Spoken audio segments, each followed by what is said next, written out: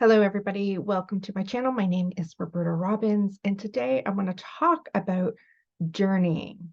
What is journeying? We use that word in so many different ways.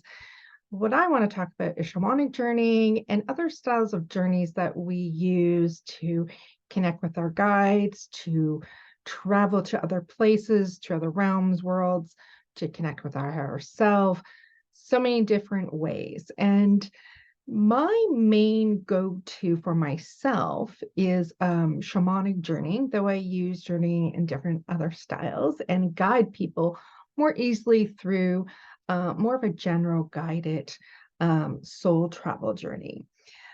But I have spent the last couple of decades now as a shamanic practitioner, and we have a very particular style of journeys, and we call it shamanic journey, and we use usually most commonly a drum rattles, things like that to help us shift into another altered state of being so we can shift, let go of more of this physical plane so that we can energetically soul travel energetically into other realms. And for the archetype of the shaman, say, that is one of their medicines that they do. They do a lot of journeying to other realms, usually lower, upper, or middle world realms that helps them to gain wisdom, healing medicine, knowledge that is hidden. They go connect with other guides, their helpers, the healers, the compassionate ones, so that they can help themselves be healthy and whole, but also help others in their community. So today I just did a little chat in my Cosmic Earth Weavers group about how to use different sacred tools, especially in a shamanic style, to connect with your spirit guides and also to help you raise your frequency and cleanse and clear. So if you're in that community, make sure that you check that out if you haven't already. And then, because I'll just give you some extra little information. But for today, for this video, I want to talk about the shamanic journeying and another, guided journeying, which like I said, I use quite a bit for myself, but also for others. The shamanic journey has very set steps, right? It has a methodology to it, how we set up, how we prep before we enter and go into whatever realm, whether world we're going to, like I said, lower, middle, and upper world. And we're using the drum. The drumming beat is very quick, typically for most people, like, well, that feels really fast, but it helps us move into that altered state so we can travel, like I said. So I love teaching. I've taught at least the last decade, if not more now, teaching people how to journey between these realms safely, how to connect with their power animal, how to connect with their spirit guide, their life guide, and also with this middle world, doing work with nature spirits, passed on loved ones, doing psychopomp work, also energetic healing. And why do I like to teach this? Because as a practitioner, we are trained to go retrieve someone's power animal and retrieve certain medicine and messages and healing and their spirit guide and all these things. But if you give the person the how-tos, the tools to be able to do this on their own, it helps them in so many more ways. And especially when you're teaching how to do the power animal and spirit guide, there's something more authentic and a deeper connection hookup, I find, when people do it themselves. And it takes a little bit for them sometimes to really get to the lower world or the upper world and really retrieve and have and know that that is their animal or their spirit guide, depending on where they're going. Once they do, it is life-changing. It you can't talk yourself out that it was just your imagination and things like that, because that happens in the beginning. So I think that's one of the reasons I've taught this for many years, these basics, these 101s beginning.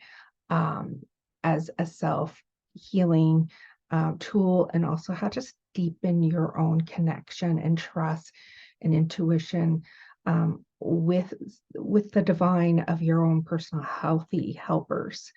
And then different ways that you can go into realms to get healing and medicine. Other ways of journeying, there's, like I said, there's so many. I mean, even astral traveling during dream time is a form of journeying. Um, During through meditation, when you drift off and you feel as though you're going somewhere, there's a journey in that. Um, if you're being led, guided, right, on a journey, which I do a lot with my clients and in my communities, guiding them through with some of the steps and then allowing them to have that space that they can trust and feel and receive. So the next few weeks, I'm here in summertime when I'm recording this. And like I said, I've taught these foundations for quite a while. And I want to do something a little different this summer. I wanted to do some journeys, and I'm calling them mystical journeys. And they are to connect with the Fae world and dragons and also nature spirits, which I've taught many, many times. But the three nature spirits, the Fae world, and to connect with dragon wisdom and dragons.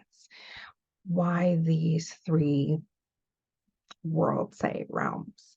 And the reason being is that nowadays there is more and more talk and awareness of these three things. And especially we're hearing people, adults, talk more about dragons and fairies. And if you're someone like myself who travels, especially to places like Ireland, or if you're over in Scotland and England, there's certain places in this world that you really feel those connections in the Fae world and with dragons. And of course, just feeling the nature spirits and even the elementals, which is very easy for us to feel this all within our home. I'm a Canadian, though I do travel to these other places. But there's something in certain places that it's more tangible. You can feel it, see it, sense it more. And so I know people are going, traveling, but they're drawn, even if they haven't had the ability to travel to certain places at the time, there's a connection, that's something that's pulling them.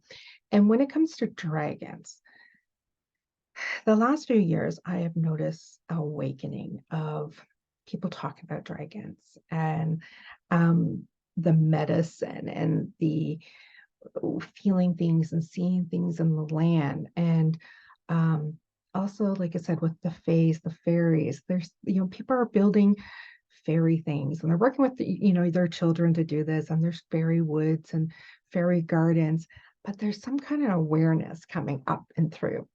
So why not do some mini workshops where I'm going to teach you how to do some of these journeying techniques that we do in shamanism, but also some guided lighter journeys to help support you to connect with what's beyond the realm, what's beyond the veil, to see certain energetic portals, what they might feel like, look like. And when it comes to nature spirits, which is the first journey I'm going to be doing on July 25th, that one, I think that opens people up more easily when we think of nature.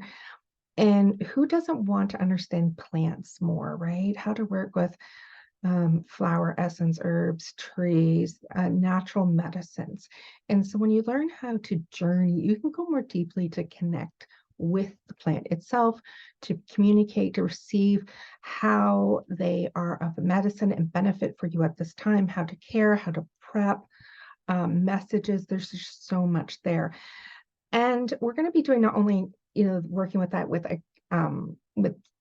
shamanic journeying in a guided, but also just able to help you learn how to shift your energetic system and awareness on a very easy, natural, everyday way to connect with food, to connect with your garden, to your plants, with herbal teas and various things that you might be having and using, or natural products that you might be using, how to feel and connect with the essence that is there so it can support you in your everyday life. And of course, when you're doing this, this is building your own natural, intuitive gifts to hear and receive in different ways than we do on an everyday basis. And the other two journeys, the Fade World one is August 8th, and then the Dragon one is on the 15th of August. These are all Tuesday evenings, 7 p.m. Eastern Standard Time. They're about 90 minutes or so long, and you'll get recordings for it. So we're going to work with like feeling in about the Fae world, the realm, but also different fays, different words and names, different cultures, origins, the do's and don'ts, working with the Fae, with the fairies, um, the realms. We're going to talk about a lot of different things there. And then when it comes to dragons, what is this rise, right? We're going to talk about what's the rise of this dragon. Like there's so much dragon stuff. So to help you understand, if you feel called to understand a little bit more, you're just intrigued, we're going to go into that, what that might be for you, and help you feel when there's dragon energy around when you are traveling or out in nature. Um, why they're here. We're going to go and retrieve a dragon spirit for you to help and work with you in that connection. We're going to do so many things. Plus, I want to hear why. If you show up for one of these workshops, I want to know, well, what called you, right? So I can hear and help and support, connect that for you on the workshop itself. So if you guys want to know a little bit about journeying, shamanic journeying, some guided journey, and also any of these summertime mystical, as I'm calling them, mystical journeys for nature spirits, fae, and the dragons, you can head over to robertarobbins.com and you go under events. They're posted there. I'll post it in the description here in this video. And if you guys have questions about any of this, please ask me in the comments. I'd love to hear what you're thinking, what's going on, what you think about nature spirits, the Fae world, dragons, your experience with journeying, anything that comes up about that. Share, ask. I am here, and I hope to see some of you guys throughout the summer. Summer's going quickly. Already in the middle of July as I'm doing this video, but I hope to see you and for us to do a little journeying together and see what we can explore beyond this everyday world, beyond the veil, to enliven our lives in a different way. And so I hope you guys are enjoying the time this summer, and I'll see you when I see you.